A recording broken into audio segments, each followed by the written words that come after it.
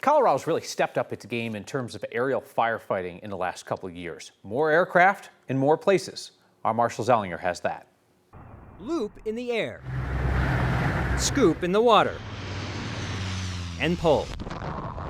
Loop, scoop, and pull. This plane carries 1,412 gallons of water. You can't miss the red and yellow design of one of the super scoopers that today is collecting and dropping water on the Alexander Mountain fire in Larimer County, and yesterday was helping at the Quarry fire in Jefferson County. We were turning from the water to the drop in about 6 minutes. Pilot and trainer Ryan Cleveland just left a fire outside Phoenix to drop water in Colorado from a plane based in Montana. Because of the heightened danger here in the Front Range, we were sent here because we have an immediate response and very efficient in this type of topography. The super scoopers are here on a contract, basically rented as needed. We have more resources than Colorado's ever had before. After years of delays, the state can now tout the resources it has to fight fires from the air.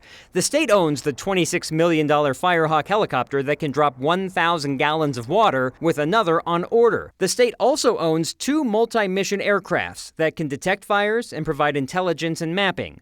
The rest of what the state has, well, it's rented.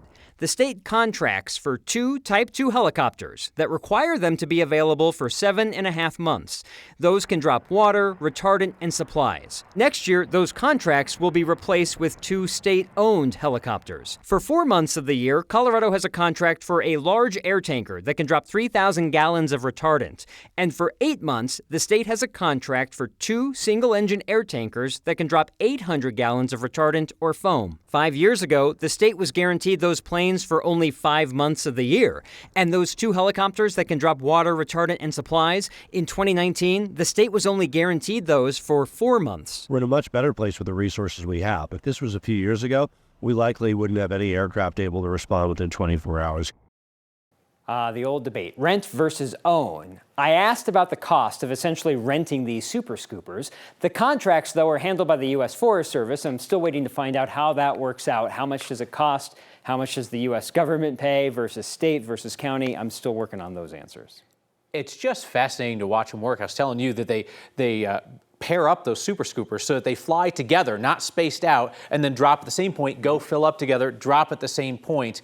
And for the state to have just so many more levers that they can pull in an emergency, you see the result, right? We saw the result in past years. And the super scoopers in Jefferson County were 6 minutes away from scooping up water and putting it on the quarry fire. They could do that for 3.5 hours, 4 hours worth of fuel, 8 hours for a pilot.